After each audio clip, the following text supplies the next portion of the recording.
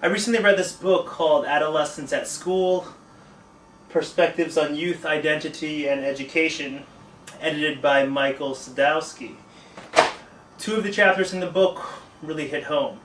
The first one is called Joaquin's Dilemma, and it's about the budding awareness of racial identity and how that affects school-related behavior, and it centers around an African-American student named Joaquin. The other chapter is called Model Minorities and Perpetual Foreigners, and it talks about the effects of stereotyping on Asian American students. So this sense of racial identity occurs very rapidly, especially for children who grow up with very integrated primary schools. 20% Asian, 20% Caucasian, 20% African. At this very young age, they'll start to quickly see where they fit in.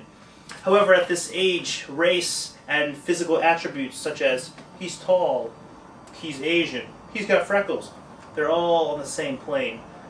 However, as the child moves up into 3rd and 4th grade, perhaps on the playground, they may start hearing racist name-calling, derogatory names, and they know that these names hurt more than calling somebody fat or stupid.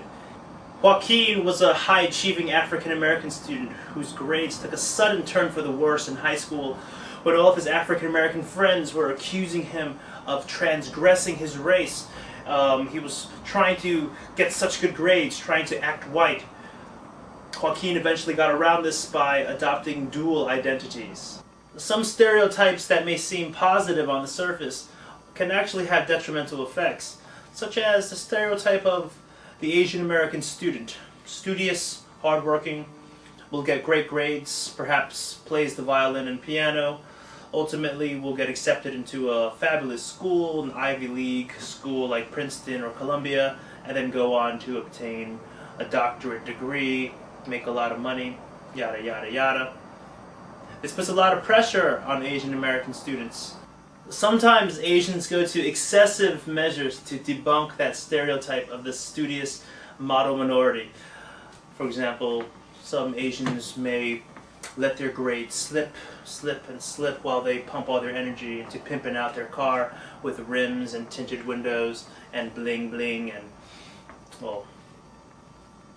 So there are racial expectations that develop in schools, and this racial expectation is not only propagated by the students' behavior, but also by the expectations of the teachers, who expect a certain racial group to perform at a certain level in a certain field. Now, this type of mentality can cause a hidden agenda to creep up into the school curriculum, where stereotyping of groups of students is not only considered expected, but normal. So what can be done about all this?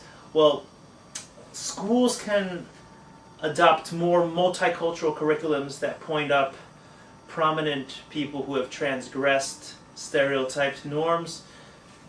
Teachers can also help by making sure that students don't always work with the same student group of people who comprise the same race. Only Asians work with Asians, the blacks only work with blacks, and so forth. And this can be done with simple activities such as when a teacher assigns study groups, like, remember your number, 1, 2, 3, 1, 2, 3, 1. That all the ones are not all your Middle Eastern students, and that all your twos are not all your Japanese students.